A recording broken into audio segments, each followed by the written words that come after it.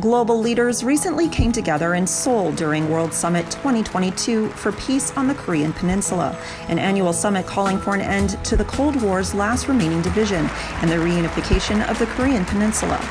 존경하는 지도자 여러분, 한 방울의 물들이 모여 대를 이루듯 이러한 평화와 통일의 여정들을 통해 그동안 인연된 수많은 정상급 지도자들을 모시고 오늘부터 2월 14일까지 한반도 평화 서밋을 개최하게 되었습니다. The summit's host, Universal Peace Federation co-founder Dr. Hak Jahan Moon and co-chairs Cambodia Prime Minister Hun Sen and former United Nations Secretary General Ban Ki-moon joined some 85 world leaders representing more than 70 nations who addressed millions of people participating virtually throughout the world. 나와 하나 되는 남과 북이 형제가 되는 자리에서 세계 평화, 통일이 우리 시대에 당대에 이루어질 수 있습니다.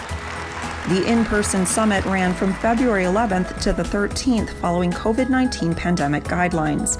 Using groundbreaking, state-of-the-art virtual technology, the program aired from 3,500 media outlets worldwide, with leaders engaging 157 countries with diplomatic ties to North and South Korea. What we learned through this challenging time in my country and around the planet is that there's nothing that's impossible when nations work together for the common good. That said, the dream of a united Korea is possible. Peace on Korean Peninsula has a symbolic meaning for all of us because Cold War divided East Germany, West Germany, South Yemen, North Yemen, South Vietnam, North Vietnam. All the other nations reunited again. Today we have one Germany, one Yemen, one Vietnam. But Cold War is continuing only on Korean Peninsula. It is now time for a new era on Korean Peninsula. We are all for peace. The question is, what are we prepared to do in order to make it possible? Many world leaders spoke to their own nation's history of peacebuilding, including Senegal President Macky Sall, who is chairman of the African Union. Elle ne s'offre pas comme une évidence par elle-même. Elle se cultive dans le jardin du courage, de la confiance et du dialogue. There is much stronger power than defense and diplomatic power. That is human relationship. We could call this sort of human relationships as peace power. Let's push forward this peace power. Speakers highlighted challenges to peace, like resistance to denuclearization, foreign troops in South Korea, strained relations in the Asia-Pacific region, and core Korean differences in leadership and values. The human race will move forward to safety, to prosperity, and to freedom only if good people take the time, show the courage, and get involved. The first summit with Kim Jong-un in June 2018 appeared to build on the sense of goodwill that negotiations between the South and North had achieved. But words are one thing, real progress is quite another. Summit speakers offered a range of solutions, including the encouragement of new friendships with the North Korean people through trade, tourism, and cultural exchanges. Probably the next most exciting country in the world is going to be Korea. When we open the 38th parallel, there's going to be enormous change and excitement here. I especially want to thank Dr. Hak Jahan Moon for her outstanding commitment to the cause of peace. Please join me in working, striving, and praying for a Korea that is safe, prosperous, flourishing, united, and finally at peace. We need collectively, all of us, to come together to champion the human rights of the people in North Korea. And you know what? We can do that peacefully, using every diplomatic channel available. A unified Korea would show the world that anything is possible. The summit, spearheaded by Dr. Moon and her late husband Reverend Sun Myung Moon's vision of reunifying their homeland, has drawn the support of key leaders throughout the world and virtual audiences participating in numerous countries.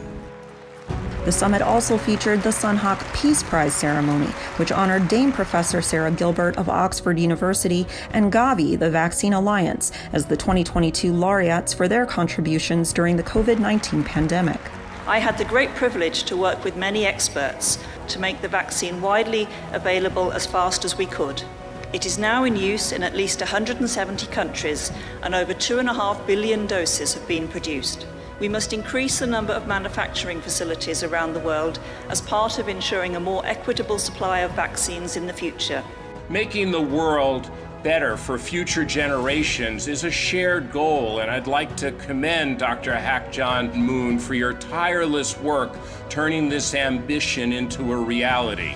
Cambodia Prime Minister Hun Sen received the Founders Award for his support and leadership in promoting peace in Southeast Asia. He said North and South Korea need to swiftly conclude a peace treaty, noting his country's own history of division that ended 20 years ago thanks to what he called the best choice of dialogue, stating, "We cannot choose war to end war."